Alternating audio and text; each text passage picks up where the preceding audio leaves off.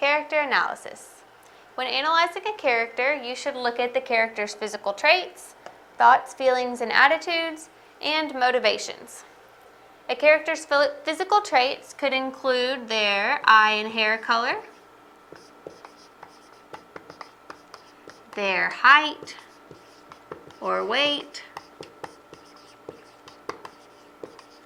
or their clothing.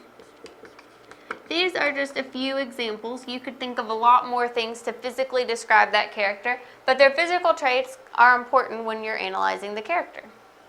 Something else to look at are the character's thoughts, feelings, and attitudes. And this is the character's ideas about a certain topic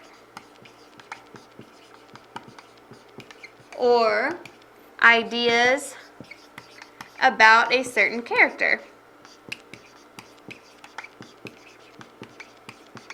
So whenever you're reading, if you know that a character really doesn't like another character, then you may start to feel the same way, or you might have to ask yourself why that character feels that way in the first place.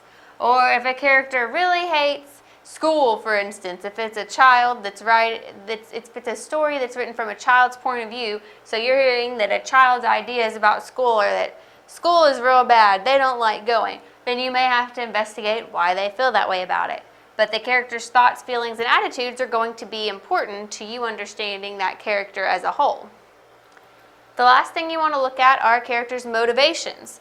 And their motivations are their reasons for behaving a certain way.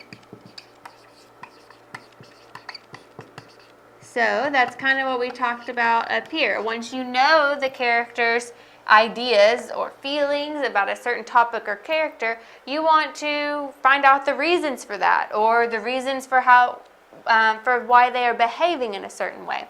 And an example we're going to look at is a mystery novel. Your main character in a mystery novel may be a detective.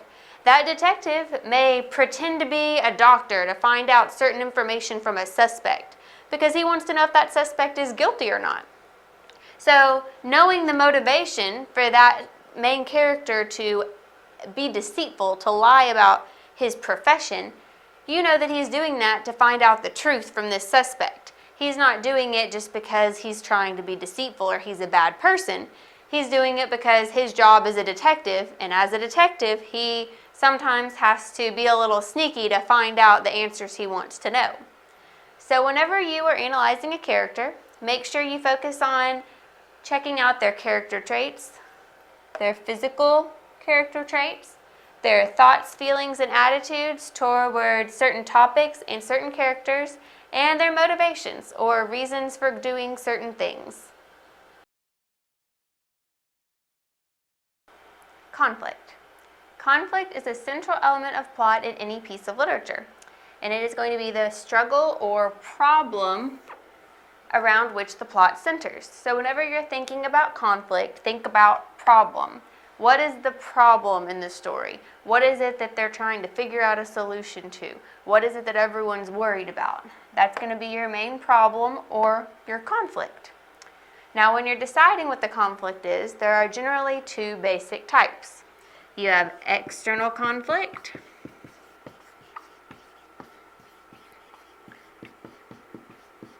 and external conflict is just what it sounds like. When the main character has a struggle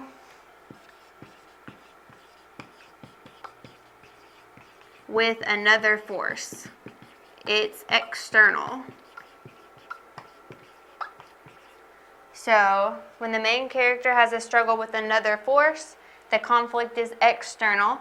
An example of another force would be another character or a force of nature. So having a problem with another character is pretty self-explanatory. They have some problem with another character, they think the character is doing something wrong and want to fix it, they are mad at another character, they are in love with another character. That's going to be having a conflict or a problem with that other character that needs to be resolved, and that would be an external conflict. Or it could be with a force of nature. Forces of nature are external. They are outside of the main character. And so that makes it an external conflict. An example of a force of nature being the main conflict source would be if there was a bad storm coming. That storm is a force of nature and it could be the conflict. Or if a man is trapped on an island, that would be a conflict because they're trapped there. All of nature is keeping them there. They can't get away. And the struggle to survive could be another conflict with nature. The other basic type of conflict would be an internal conflict. So we had external where the problem was outside. So internal conflict is when a character has a problem, when the main character has a problem that they're struggling with internally. So when the main character has a struggle within him or herself. So it isn't anything outside, it isn't anything other people are affecting. So they could influence it with their actions, but the problem is really going to reside within that person. An example of that would be deciding between right and wrong. Other people can tell you, this is right, this is wrong. One person may say, it's all right to steal a loaf of bread if you're hungry and you have no money.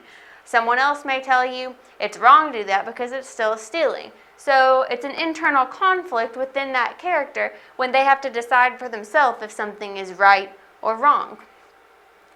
So whenever you're looking at conflict, whenever you're trying to find what that conflict is in a story, look at what the main problem is. And to delve deeper and better understand the conflict, ask yourself if it's an external conflict or an internal conflict. Remembering that external is going to be when a character is struggling with another force, something outside of him or herself, another character or a force of nature.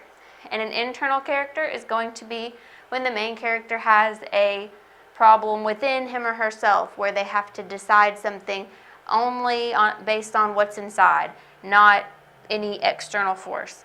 Good example, deciding between right and wrong. The most important thing to remember is what conflict is. So just keep saying to yourself, a conflict is a problem. A conflict is a problem. And that should help you be able to figure out what the conflict is in any story.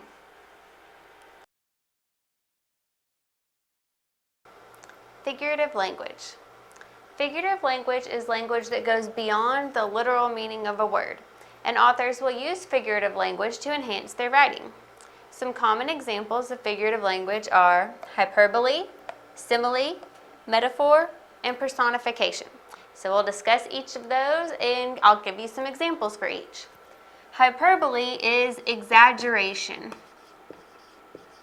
People will say something and you aren't meant to take it literally. You're meant to know it's an exaggeration, but it's there just to emphasize how strongly the author is trying to convey something. For instance, I've told you 1,000,000 times. I bet some of you have probably heard that one. And 1,000,000 times, really? Probably you haven't heard whatever your parent or teacher has said they've told you 1,000,000 times. It's an exaggeration. It's hyperbole. It's meant to emphasize that they've already told you this a lot more times before now. Another example would be, I had a ton of homework. You did not literally go home with 2,000 pounds of homework, but you're telling people I had a lot of homework. It was way more than the normal amount. It was a ton. It was that much homework. So that's what hyperbole is, exaggeration. Next we've got simile, which is comparing two things using like or as. And this is very important. You have to use those words like or as, or it's not going to be a simile anymore. So, the child howled like a coyote. We see our word like. You're comparing two things in this sentence.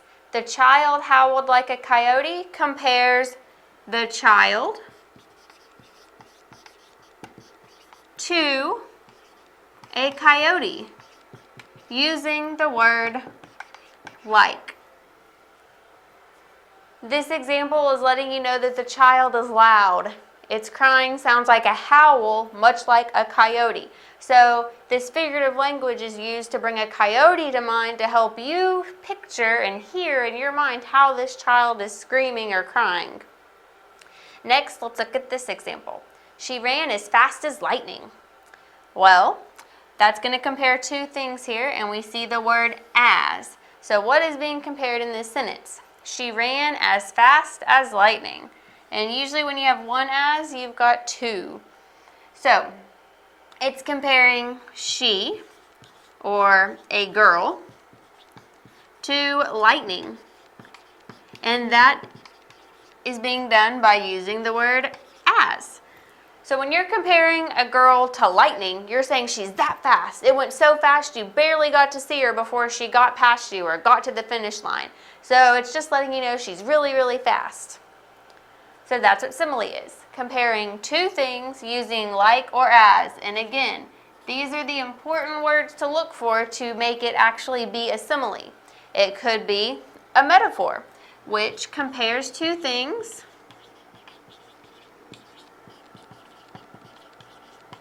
without using like or as.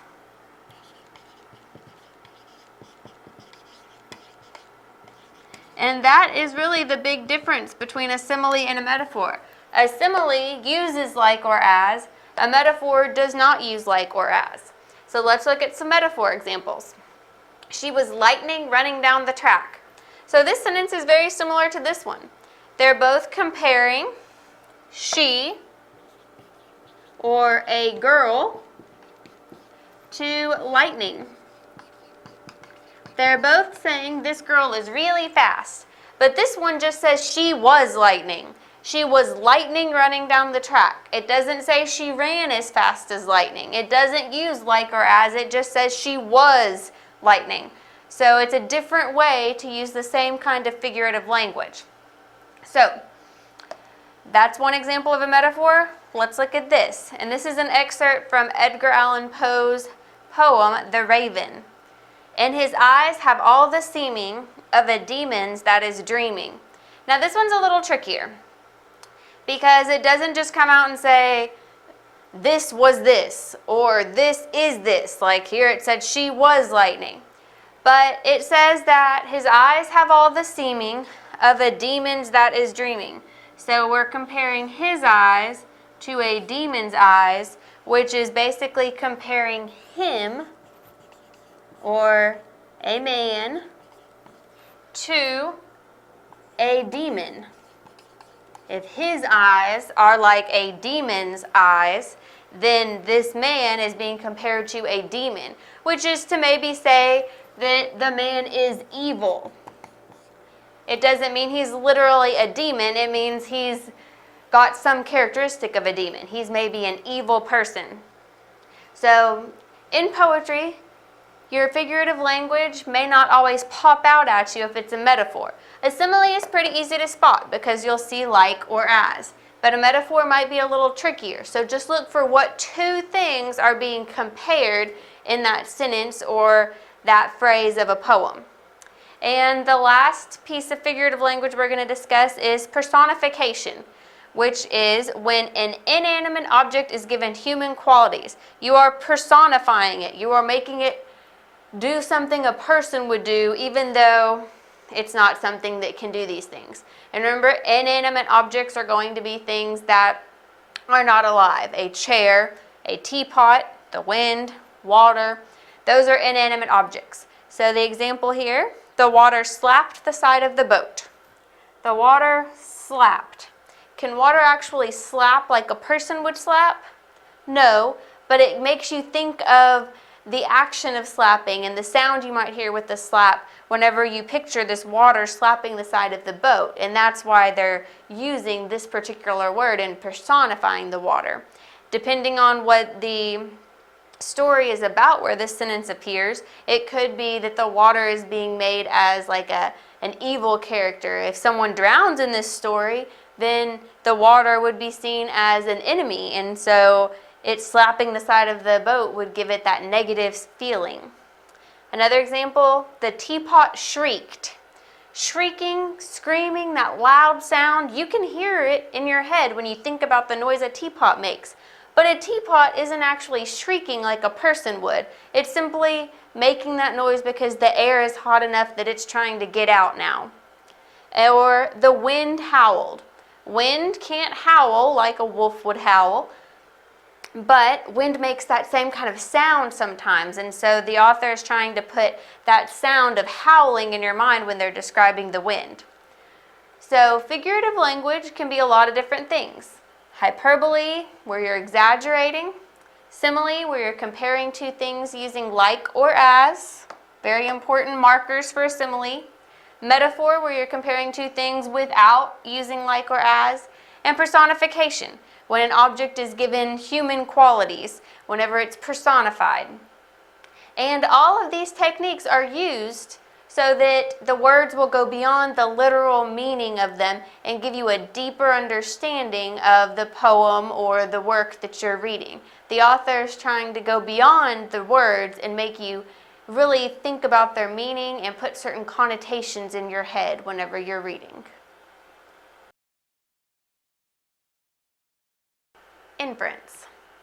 Inferences are conclusions that a reader makes using clues in the text. So an author may not explicitly say something, but they leave little hints behind, and you have to connect the dots to form a conclusion. And inference is different than making a guess because it is based on evidence. So you read, you pick up on those clues or hints that the author leaves behind, and you put them all together to form your inference. So let's look at a couple of examples. Charlotte's toddler is in bed asleep upstairs. She hears a loud thump and then loud crying. So, knowing that the toddler is in bed asleep and then hearing a thump and crying, you can infer, or Charlotte can infer when she's at home,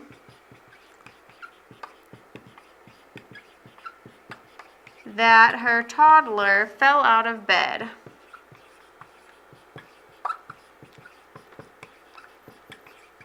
Now, our example doesn't say the toddler fell out of bed, and it doesn't say Charlotte ran upstairs and found her child on the floor, but because you know the kid was in a bed sleeping, and then you hear a thump, probably against the floor, and then crying because the kid is hurt or scared from waking up in the middle of the night on the floor unexpectedly, Charlotte can infer that her toddler fell out of bed, or the reader can infer that that's what happened whenever they're trying to process the story and figure out what the author was trying to tell them with these clues. So let's look at another example. Nolan sees cookie crumbs on the floor and chocolate around his son's mouth. So cookie crumbs on the floor, chocolate around his mouth is going to tell you that Nolan's son got into the cookie jar. And it may not be the cookie jar, it may be that he got into a pack of cookies, but you don't really know the rest of that. You just know that if there are cookie crumbs on the floor and chocolate around his son's mouth, that the kid got into cookies somehow. So you can infer he got into a cookie jar or a pack of cookies without the author explicitly saying that to you. And that's all it is. That's all inference is. Reading something and coming to a conclusion. A lot of the times it's really obvious things. If you see a lady come into a store and she's dripping wet and it's raining outside, you can infer that she doesn't have an umbrella. So some things are just common sense. They come to you. You don't even realize you're making an inference. But in the end, an inference is just a conclusion that a reader makes based on evidence.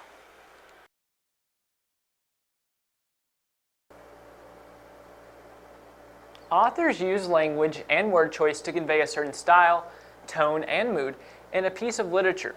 So style, tone, and mood are all different, but they're somewhat similar. They have to do with the way the author writes, the words they use, and the way they grammatically structure their pieces of writing. So first we're going to take a look at style, but notice it has 2 bullet points because it's the purpose of style is twofold. So one purpose of style is to be appropriate to the purpose of the text. So if there's a piece of writing that's really serious, then the style of writing is going to be very serious. It's going to use serious words in a serious, straightforward grammatical structure.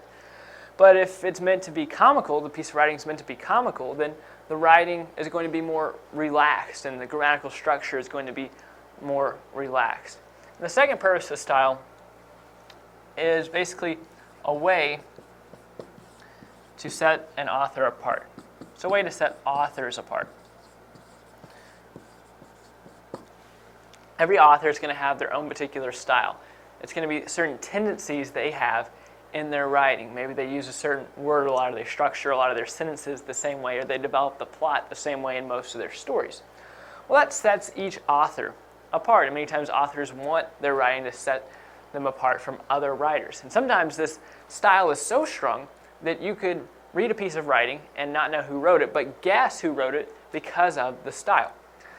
Now, the second thing we're going to talk about is tone, which is the author's attitude toward the subject.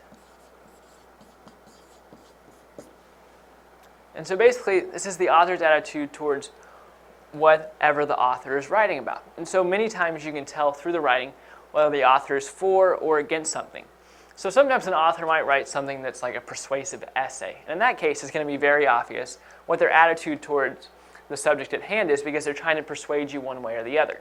But sometimes an author just writes an informative text, but you can still often tell what their tone is, because whether they're trying to or not, many times they'll word things certain ways that can tell you how they feel about something. And so that's the tone. Now the mood is like the tone, but it's for the reader. And so basically it's the feeling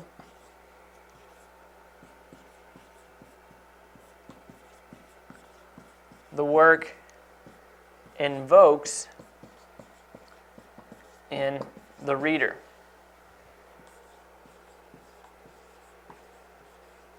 So here we talked about the author's attitude towards the subject. We could define mood as the reader's attitude towards the subject. It's how the piece of writing makes the reader feel after reading it. So you can see how style, tone, and mood are similar in that they all pertain to the word choice and the particular language that is used. But they're also different, because style pertains to the purpose of the text, and then the tone is concerned with the author's attitude towards the subject, and the mood is concerned with the reader's attitude towards the subject, or basically the way the piece of writing makes the reader feel.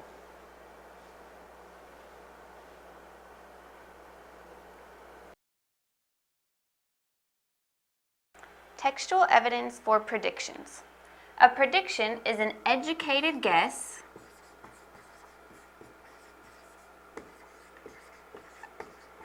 about what will come later in a text. Now, your predictions can be about an event or about how a character will behave. But any prediction you make must be based on information in the text or based on knowledge about literature in general. For instance, if you've seen how a character has acted in a story so far, you can make a prediction about his future actions. And with your knowledge about literature, you know the basic layout of a mystery novel, so you might be able to predict who did something in a story or how the story is going to end up based on your general knowledge of literature. And the more you read, the more your general knowledge about literature is going to increase, so you may be able to make more predictions the more you read. Now, one specific way that you might find textual support for prediction is with foreshadowing. And foreshadowing is when the author hints at something that will occur later in the plot. So sometimes it's subtle. Sometimes the author doesn't say exactly what will happen. It may mention storm clouds on the horizon, and the storm clouds could equal danger or something bad happening. So if you have a character who is going through a tough time and then they see storm clouds on the horizon, or someone mentions a storm might be coming, then that may be the author's way of hinting that something bad is coming or danger is approaching. However, sometimes foreshadowing could be more direct, as in Romeo and Juliet. They talk about how they would rather die than live without one another. And that was William Shakespeare's way of hinting that in the end, when they thought that they might live without one another, they did end up killing themselves rather than live without the other one. Sometimes foreshadowing comes in the form of a fortune teller. There are a lot of stories that include a fortune teller or someone that happens to tell someone's fortune or tell their future even without being labeled a fortune teller. And they'll say exactly what's going to happen, and then later on, that's how the plot unfolds. Now, sometimes the author will throw in what's called a red herring. And that's when they tell you what's going to happen, but it doesn't really happen. So when a hint or prediction by the author does not actually happen.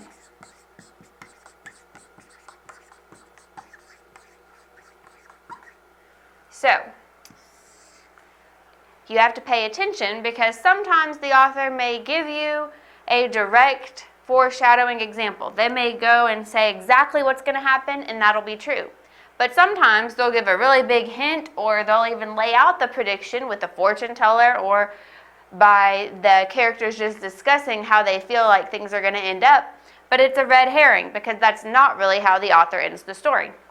So don't always think that if the author tells you something's going to happen, it's going to happen.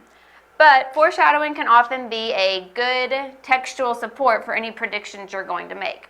So whenever you are making predictions while you're reading a story, make sure that your predictions are based on evidence either from the story itself, information in that text, or information that you've gained from reading other books and getting a general knowledge about literature.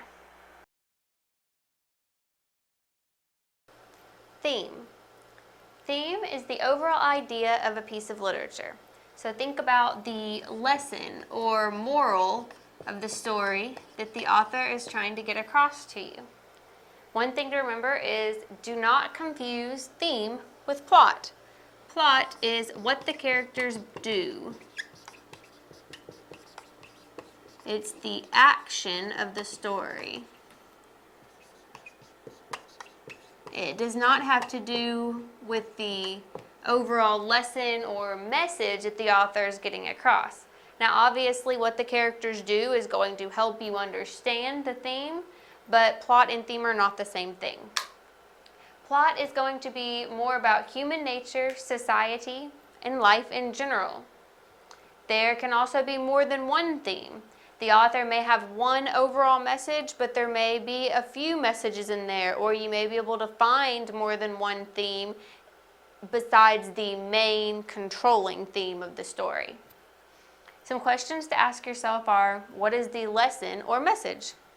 And some common themes are, man struggles against society, man struggles against nature, overcoming adversity, the importance of family and friendship, man struggles with faith, sacrifices bring rewards, and honesty is the best policy. So for all of these, I want us to look at the story of the tortoise and the hare from Aesop's Fables. And this shows you that there can definitely be more than one theme for one story. Now, all of these may not be what Aesop had in mind when he was coming up with this fable, but I was able to see all of these themes in the story. The last one, I couldn't come up with something for, but I've got a good one for that as well. So, man struggles against society. You've got this tortoise who feels like he's going to keep going and he's going to try to win the race, but all of society is against him and saying, oh, that hare has got you beat. He's way faster than you. I don't know why you think you're fast enough to beat him. So I'm sure that tortoise was struggling against society's views of him. Another one would be man's struggle against nature. The tortoise is struggling against the nature of his self, how he's made. He's obviously not going to be as fast as the hare. He's going to have to go up hills. He's going to be fighting against the very nature of his self, where the hare is made to go much faster. Overcoming adversity. Just simply winning the race, the tortoise ended up winning even though no one expected him to do it. Even though people were probably telling him, oh, you can't do that. The hare's always going to beat you. The importance of family and friendship. Now, I've talked a lot about society telling the tortoise he couldn't do this, but I'd like to think that the tortoise had some family and friends on his side that were urging him on, that helped him feel like he could actually go through and win this race. Man struggles with faith. The tortoise had to have faith in himself. The hare was very, very cocky. He felt like he had this race won, so much so that he went and took a nap, where the tortoise didn't do that. He had faith in himself and knew that he could do this if he just kept going, if he gave it his all. And then sacrifices bring rewards. The tortoise sacrificed that nap that the hare took, and in the end he won the race because he just kept going. Now, the moral of the story they give you is slow and steady wins the race, but I can see all of these themes in that story. Now, honesty is the best policy. I couldn't really come up with one for, but you can always look at Pinocchio. Pinocchio, every time he told a lie, his nose grew. It was not a good thing. Every time he lied, something bad happened to him. I won't ruin the whole story for you, but everyone knows about the growing nose, which is a sad punishment for someone who is not using honesty. So it's showing you honesty is the best policy. So whenever you're reading a story, you can look at what the characters are doing to figure out what the plot is, but remember the theme is different. The theme is going to be the controlling idea in that piece of literature. And you want to ask yourself, what is the lesson or moral the author is trying to get across to me?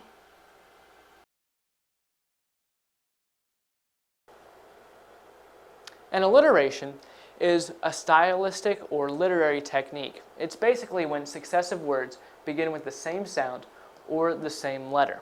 So consider this sentence. She walked through the thick, thorny grass. Notice that through, the, thick, and thorny all start with TH. And so remember, the definition of an alliteration are words that begin with the same sound or the same letter. In this case, they begin with the same letter and they start off with the same sound. So that's why this sentence is an example of an alliteration. Now, I said this was a literary technique, and literary techniques generally are there for a reason. In this case, it's to show the difficultness of getting through the grass, because saying 4 words that start with a TH in a row is somewhat difficult. It's kind of a tongue twister. Through the thick, thorny grass, through the thick, thorny grass. I couldn't say that 10 times fast because it's difficult. And that's the point of the author here. They're trying to help the reader understand the difficulty of walking through this grass by making it difficult to say.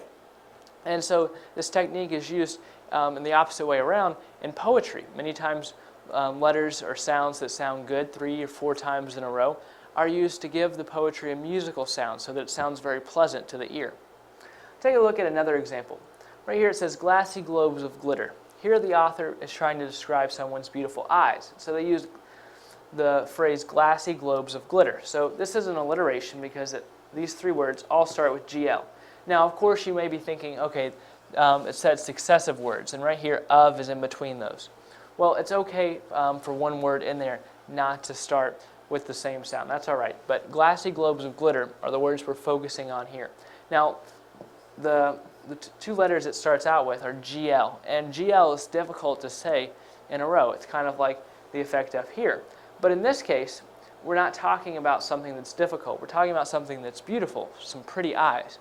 And so the author shouldn't have used these words because it makes it sound like the eyes aren't very pretty. Because up here, the purpose was to make it hard for the reader to say because they were talking about how terrible the grass is. But if you're talking about how beautiful something is, then the words describing it should also sound beautiful. So the writer could still use an alliteration, but they should pick letters or sounds that sound better when they are repeated.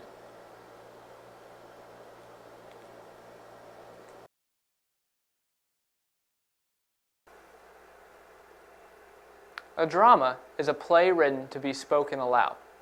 So many times you might find yourself actually reading a play instead of actually watching a performance of it. So when you're reading a play instead of watching it, it's essential that you use your imagination.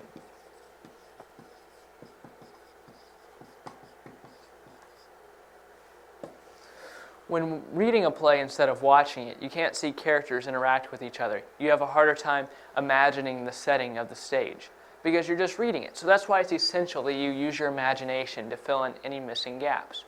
So while there are downsides to reading a play instead of watching it, there are some positives. For one, you have freedom of point of view.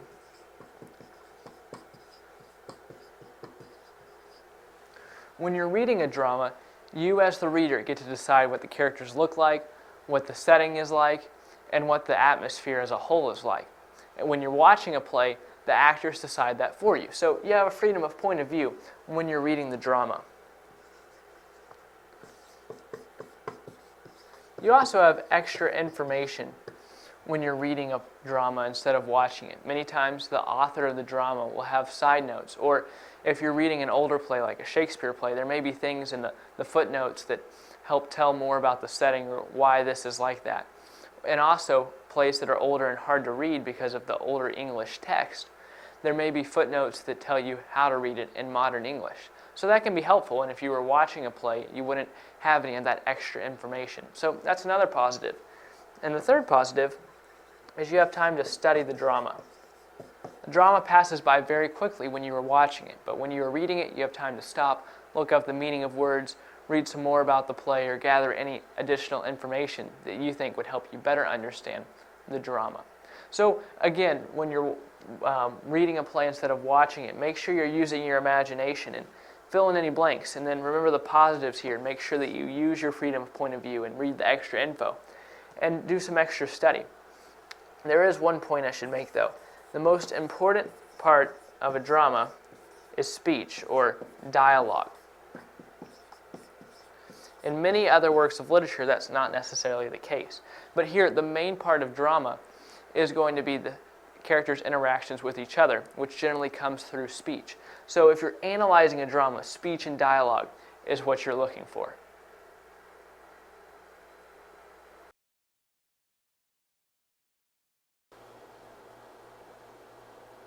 A figure of speech is one type of literary technique that's sometimes used to enhance a text or provide clarity.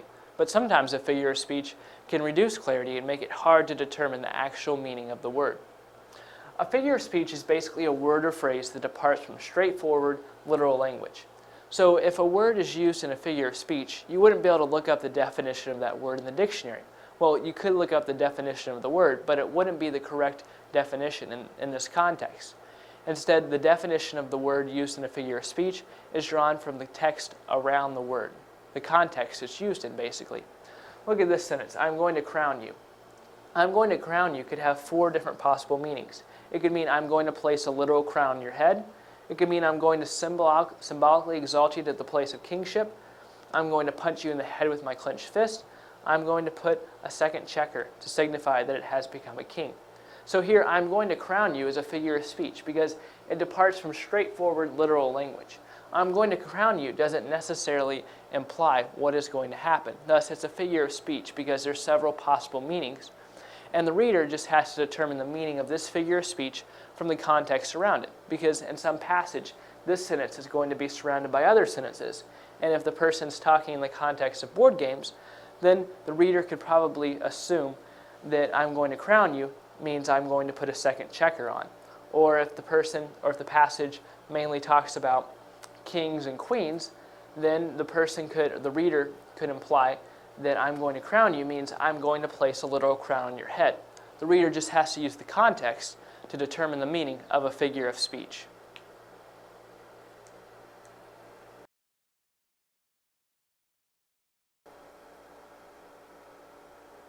two forms of poetry are the epic poem and lyric poetry.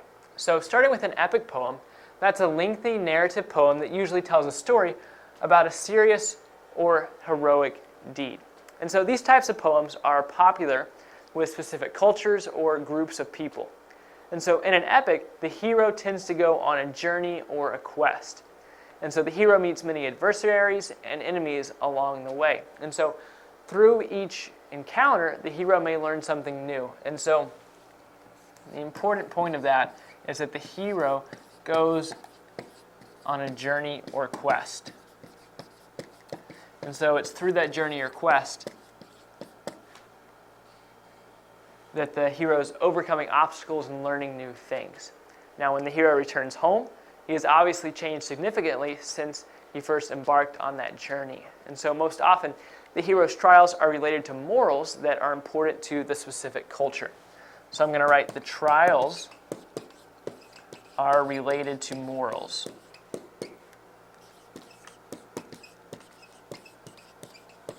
Now, the second type is lyric poetry, which is a type of poetry that expresses the author's personal feelings. And so this type of poetry is almost always going to be emotional. Now, in order to make this type of poetry emotional, the author uses sensory language to influence the reader's emotions. So I'm going to write uses sensory language.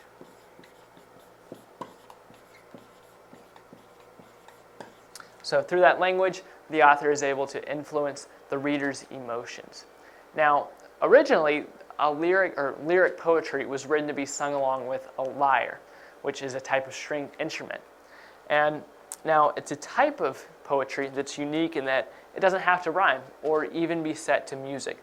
So that's another important point. Doesn't have to rhyme. So that's a little look into epic poem and lyric poetry.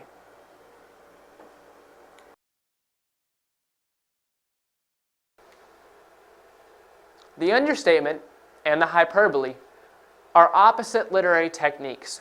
So let's start with the hyperbole, which is an obvious exaggeration.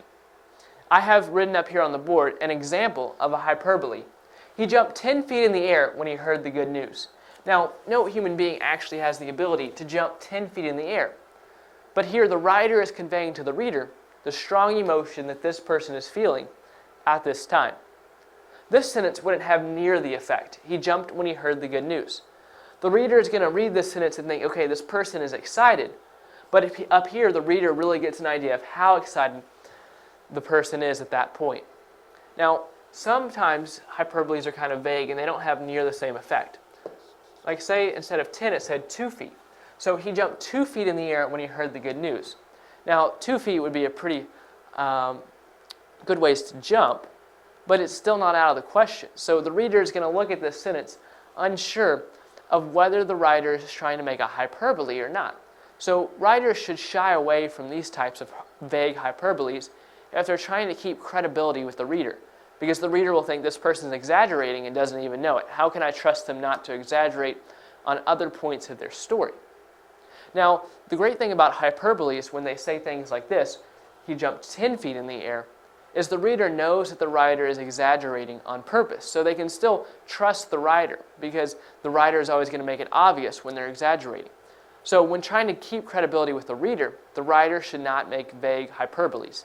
But if the writer is not concerned about their credibility, then they can feel free to make vague hyperboles like this, where the reader is left guessing as to whether this is an exaggeration or not. Now, I said the hyperbole is the opposite of an understatement. So an understatement is exactly what it sounds like. It's describing something as less than it actually is. If someone hiked Mount Everest and then described it as a little stroll, this would be an example of an understatement. Many times, an understatement is meant to convey modesty, like in the above example. The hiker is not trying to make what they did seem like a big deal. Now, sometimes this has the opposite effect, and the reader feels like the writer is conveying false modesty. Like if someone pointed out a woman's huge engagement ring, and she said, oh, this little thing. this would come off as snobby or insensitive because the person is obviously trying to draw attention to themselves by saying that it's, oh, very small, and then people will respond, no, no, it's very large, and this makes the person feel good. So understatements can have various effects, but an understatement is always going to call attention to itself. People aren't going to get by with an understatement. The reader is always going to notice that and try to figure out what kind of emotions the writer is trying to evoke from that understatement.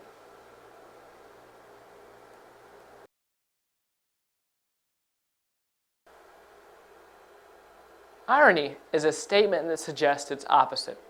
Look at this example. A man walks in his home covered in mud and in tattered clothes.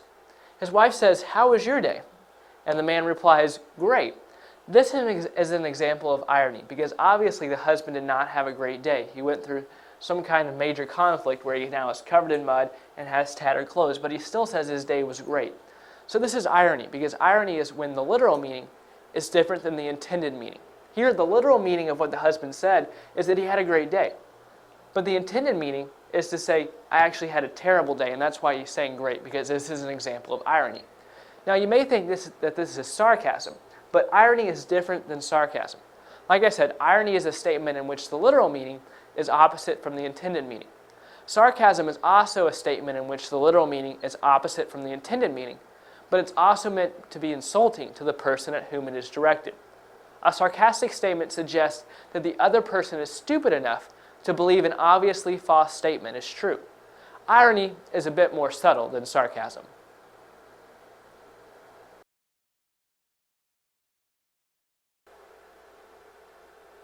A metaphor is a type of figurative language in which the author equates one thing with that of something else. This sentence says, "The bird was an arrow arcing through the sky." Now here, the bird wasn't actually an arrow, but instead the author is saying the bird is like an arrow arcing through the sky. This is a way for the author to get to think about the bird in a different way and to equate it with an arrow and an arrow making an arc through the sky. This is a way for the author to describe the bird in more detail without being direct and obvious, because the author could say the bird swiftly flew through the air and bent through the air making a big arc. But that's not very interesting. That doesn't evoke emotion on the part of the reader. So instead, in this case, the author chose to use a metaphor, saying the bird was like an arrow arcing through the sky, and because of that, the reader can conclude that the bird must have flown swiftly and then bent through the sky, maybe going up and then coming back down. Now, sometimes authors use metaphors, but they don't directly tell you what they're talking about. Here, we knew that the author was talking about a bird, but look at this sentence. Swaying skeletons reached for the sky and groaned as the wind blew through them. Here, we don't know exactly what the author is talking about, but we can infer that the author is talking about trees, because it would make sense that trees would sway back and forth, and that maybe at this point it's in the winter and the trees don't have any limbs, so it's just like the skeleton of a tree and it's swaying back and forth. So that would make sense here, and so sometimes it's a little bit difficult to figure out exactly what the author is talking about. In this case, it wasn't, but nevertheless, this is another example of a metaphor where the author is comparing the trees to skeletons, and that allows the reader to look at the trees in a different perspective. Now we're thinking about trees as big skeletons swaying back and forth and groaning. And so that's a way for the author to give us a different perspective about these trees without being real direct and obvious. So just to review, a metaphor is a type of figurative language in which the author equates one thing to that of something else.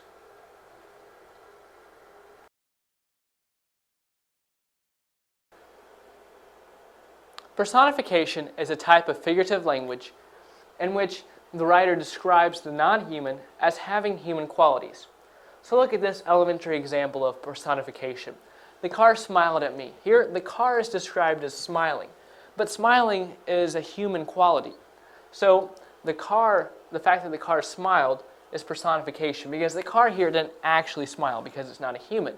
But for whatever reason, it appeared to the writer that the car smiled at them. Maybe the front of the car is configured in such a way that it looks like a face and it looks like it's smiling. Or maybe it was more of just the writer's imagination. But whatever the case is an example of personification, because the writer is giving a human quality, smiling, to a non-human. Now sometimes personification can include giving human qualities to animals, like in George Orwell's book Animal Farm, where animals reenact an entire war. So that can be the case as well. But generally I think of personification as pertaining to inanimate objects, but it can be animals as well. The tree groaned in the wind is another example of personification. Here the tree is a non-human, yet the author is giving it this human quality of groaning. Now you may think, okay, if a tree is going back and forth in the wind, it may sound like it's groaning. Well, yes, it may sound like it's groaning, but here the author is saying that the tree actually groaned, which cannot be true because trees don't have mouths. So this is an example of personification, like I said, because although the tree made a groaning sound, the tree did not actually groan. Personification can be used for a variety of reasons, but often it's to make the reader look at something with a different perspective. Personification evokes a different tone than if, like, consider this sentence. If the author just said, the car looked like it was smiling at me, that sentence sounds different than the car smiled at me.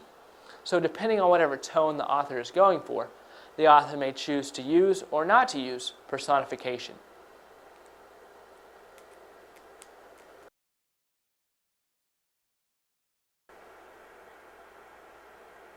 A prediction is a guess about what will happen next. So when a reader actively engages in whatever they are reading, they naturally make predictions about what will happen next. And they base these predictions off of what they have read,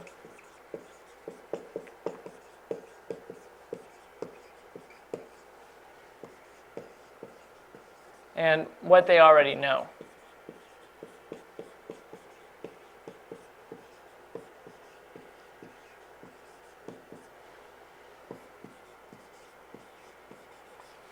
So by taking what they have read and what they already know, a reader can formulate what they think will happen next in the story. So consider this sentence. Staring at the computer screen in shock, Kim blindly reached over for the brimming glass of water on the shelf to her side. So the reader is naturally going to read this and have an idea of what is going to happen next. And the reader will probably notice the word blindly.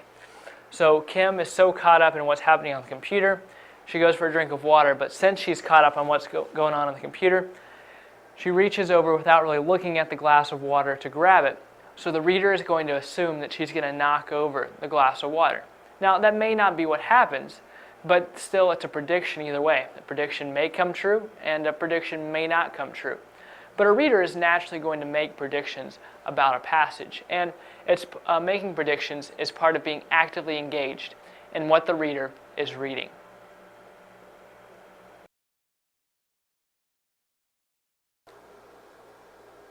A simile is a figurative expression in which the author compares one thing to that of another using the word like or as. So here are some examples. The sun was like an orange, eager as a beaver, nimble as a mountain goat. Here the author is using the word like, and in these two phrases the author is using the word as. Either case is fine. The author just needs to use the word like or as. And so in this sentence the author is comparing the sun to the orange, saying the sun was like an orange. And this gives the reader a different perspective on what they are reading. It now allows the reader to think about the sun in terms of an orange. No longer is the reader thinking of the sun in the sky. The reader is now imagining an orange in the sky. And here, if the author was describing someone as being nimble, no longer are they just thinking of someone being nimble. They're thinking of that person as a mountain goat now. And so that's the point of a simile. Now, if you're familiar with metaphors, similes differ from metaphors. Look at this sentence right here. This is a simile. The house was like a shoebox. Now, in a metaphor, like would be removed, and the sentence would just say the house was a shoebox. See, in a metaphor, the author never acknowledges that the house and the shoebox are not the same thing. However, in a simile, like stays there, and so the author is acknowledging that house and shoebox are not the same thing. They're just like one another. So the difference between a metaphor and a simile is just kind of the emotion that the author is trying to evoke, because metaphors and similes evoke different tones. So the purpose of metaphors and similes is pretty much the same thing, to get the reader to think of one thing in terms of another thing. But writers will choose to use a simile or a metaphor, just depending on the tone.